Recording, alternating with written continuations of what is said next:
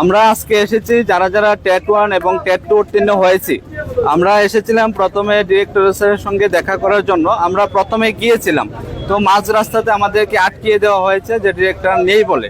তো আমরা কোনো সদুত্তর না পেয়ে আমরা যাওয়ার উদ্দেশ্য ছিল আমাদের ফাইন্যান্স ডিপার্টমেন্টের কাছে। তো এখানেও আমাদের কাছে IGM চমনিতে আটকিয়ে দেওয়া হলো। তো আমাদের বিষয়টা হলো, আমরা যারা যারা টেট উত্তীর্ণ হয়েছি তাদের কিছুদিন আগে একটা নোটিফিকেশন বের হয়েছে, যে নোটিফিকেশনটার মধ্যে দেওয়া হয়েছে টেট 2 এর জন্য 1020 পোস্ট, আর টেট 1 এর জন্য দেওয়া হয়েছে 1033 পোস্ট। এখন অবাক করার বিষয় হলো, এখানে পোস্টের সংখ্যা বেশি দেখা গেলেও ক্যাটাগরি ওয়াইজে মেনটেন করে এখানে পোস্ট অনেকটা কম ফিল আপ করা হবে। আমরা টেট 2 এর মধ্যে পাস করেছি টোটাল 1488 জন, কিন্তু এখানে পোস্ট দিয়েছে 1020 জন। এখন ক্যাটাগরি ওয়াইজে ভাগ করলে এখানে ইউআর এর পোস্ট হলো 507 জন, এসসি তার পোস্ট হলো 154 জন এবং এসটিদের পোস্ট হলো 359। এখন কথা হলো সবগুলি টোটাল মিলিয়ে এখানে প্রায় ফিল আপ করা হচ্ছে 800 পোস্ট, প্রায় হলো 800 পোস্ট। তো আমরা যে এখানে 1488 জন টিকেছি, তো ম্যাক্সিমাম আমরা এখানে 700-র মতো পোস্ট বাদ যাবে, আমরা পাবো না।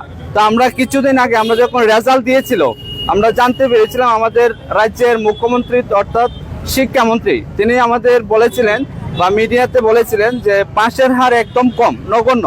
এই বিষয়টা নিয়ে চিন্তা করবে এবং বিভিন্ন রাজ্যের স্কুলগুলিতে শিক্ষকের অভাবে দেখা যাচ্ছে প্রত্যেক দিন পেপারে নিউজে আমরা দেখতে পাচ্ছি। এখন কথা হলো, এত শূন্য পদ থাকার পরেও কেন আমাদেরকে এত নগণ্য একটা সংখ্যা নিয়োগ করা হবে? আমাদের দাবি হলো সবাইকে একসঙ্গে নিয়োগ করতে হবে, আর এই দাবি যতক্ষণ না মানা হবে আমরা আন্দোলন থেকে সরব না, আমরা আন্দোলন চালিয়ে যাব। এটাই হলো আমাদের মূল বক্তব্য। মানে পদের সংখ্যা বৃদ্ধি করা।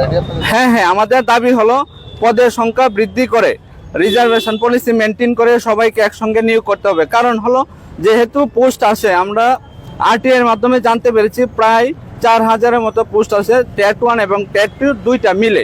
তো এখানে পোস্ট দেওয়া হয়েছে 1020। তো এখন দেখা গেল এখানে এসসি তারা যারা টিকেছে 400 প্রায় 75, আর ইউআরএ টিকেছে 885।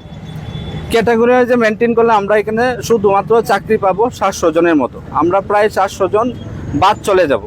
এখন কথা হলো, শূন্য পদ থাকার পরেও কেন এত নগণ্য শূন্য পদ দেওয়া হয়েছে? এটাই আমাদের দাবি, যেন অতি সত্বর শূন্য পদ বাড়িয়ে আমাদেরকে নিয়োগ করা হয়। মাননীয় মুখ্যমন্ত্রী তো বলেছে যে যতজন প্রয়োজন ততজনকে নিয়োগ করা হবে, আপনাদের আন্দোলন করতে হবে। আপনারা কেন আবার এটা তো বলেছে, ঠিক আছে, কিন্তু আমাদের কথা হলো বিভিন্ন পেপারে বা বিভিন্ন স্কুলগুলির প্রতি আপনারাও নজর রেখে দেখবেন, প্রত্যেক দিন কোনো না কোনো জায়গাতে হয়তো বা শিক্ষকের অভাবে বা স্টুডেন্ট তারা রাস্তাতে, তাহলে যদি শিক্ষকের সংকট নাই থাকতো তাহলে এগুলি কেন আন্দোলন করা হচ্ছে? আমার কথা হলো যে জিনিসটা শিক্ষা, স্বাস্থ্য, এই জিনিসগুলি নিয়ে যেন আমাদের রাজ্যের মুখ্যমন্ত্রী বিষয়টা গুরুত্ব সহকারে দেখে এবং যে আমরা যারা পাশ করে আছি তাদেরকে যেন অতি সত্বর নিয়োগ করার ব্যবস্থা করে। দুর্ভাগ্যবশত আমি একজন টেট 2 কোয়ালিফাইড ওভারেজ ক্যান্ডিডেট। এখন তো আমি ওভারেজ হয়ে আজকে সিএম স্যার, মূলত আমরা মুখ্যমন্ত্রী তথা আমাদের শিক্ষামন্ত্রী স্যারের কাছে আমার বক্তব্যটা আমি তুলে ধরতে চাইছি। কারণ আমি নভেম্বর মাস থেকেই স্যারের সঙ্গে দেখা করার জন্য অ্যাপ্লিকেশান করে রেখেছি, অনেকবার দেখা করার জন্য করেছি যে আমার এজ পেরিয়ে যাচ্ছে বা অনেকজন আছে আমাদের সঙ্গে, খুব কম সংখ্যক, কিন্তু দেখা করতে পারছি না। এই জন্য আজকে আমি এলিমেন্টারিতে এসেছিলাম। তো এসে দেখেছি ভাই বোনরা সবাই এখানে পোস্টের জন্য এসছে। তো আমিও একটু এলাম আমার দাবি না, আমার আবেদন মুখ্যমন্ত্রীর কাছে জানানোর জন্য, আমাদের শিক্ষামন্ত্রীর কাছে জানানোর জন্য। কারণ আমি দেখা করতে পারছি না, ওনার কাছে যেতে পারছি না।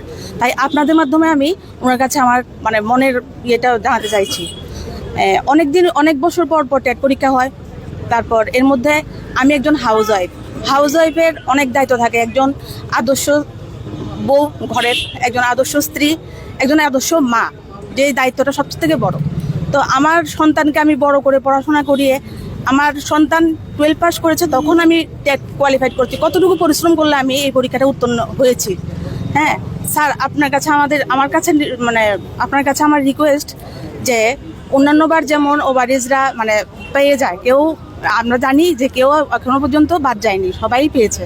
তো আমাদেরটা একটু বিবেচনা করবেন, যাতে আমরা কালকে থেকে ফর্ম ফিল আপ শুরু হয়েছে কিন্তু আমরা ফর্ম ফিল আপ করতে পারছি না।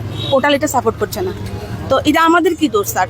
আমরা তো কোনো দোষ করি না, আমরা তো অনেক পরিশ্রম করে, অক্লান্ত পরিশ্রম করে একজন হাউস ওয়াইফ হয়ে, আমরা স্টুডেন্ট লাইফ না যে মা বাবা আমাদের মুখের সামনে খাবার এনে দিয়েছে, আমরা খেয়েছি আর পড়েছি। আমরা অনেক কষ্ট করে সব দিক সামলে আমরা পড়াশোনা করেছি। তো আমার বিনীত অনুরোধ, মানে আমি জানি না আমি কি বলছি, কারণ আমার মাথা একদম ঠিক নেই, একদম ঠিক নেই স্যার। হয়তো আপনার সঙ্গে দেখা করার জন্য আমাদের একটু সাহায্য করুন, যাতে আপনার কাছে আমরা গিয়ে আমাদের যা মনের ইচ্ছা সব জানাতে পারি। অথবা আপনি হয়তোবা আমাদেরকে সান্ত্বনা দিন, না অথবা আমাদেরকে কোনো আশ্বাস দিন যে আমরা কি করব। আমরা যাতে মানে ব্যর্থ না হই, আমাদের মূল্যটা যাতে দেওয়া হয় আমাদের কষ্টের। হ্যাঁ, আমি আপনার কাছে মানে বারবার অনুরোধ করছি, জানি না স্যার যদি কোনো ভুল করে থাকি তো অপরাধ ক্ষমা করবেন, যাতে সবাইকে একসঙ্গে রিপোর্ট করেন, সব ভাই বোনরা, সব বেকার ভাই বোনরা সবাইকে একসঙ্গে রিপোর্ট করেন। মানে খুব কষ্ট পড়াশোনা করে, মানে পরীক্ষার হলে গিয়ে, এক্সাম হলে গিয়ে, আমি যখন পরীক্ষার হলে এক্সাম দিচ্ছি তখন বারবার মনে হচ্ছিল যে আমার ছেলে পরের সপ্তাহে নিট পরীক্ষাতে বসবে। আমি কতটুকু কষ্ট করে এটা করেছি আমি নিজে জানি। এখন কষ্টগুলো মনে পড়লে আমি মানে রাতের ঘুম বন্ধ হয়ে গেছে আমার। স্যার প্লিজ একটু দেখবেন আমাদের দিকে, বা দেখা করার জন্য অন্তত সুযোগ করে দিন আপনার সাথে, যাতে আমরা দেখা করতে পারি যে কোনো একটা কিছু করে। আমি কোনোখানে গিয়ে কোনো মানে কথা শুনছি না, মানে কোনো ভালো কথা আমি শুনতে পাচ্ছি না। তো আমাদের দিকে একটু দেখুন।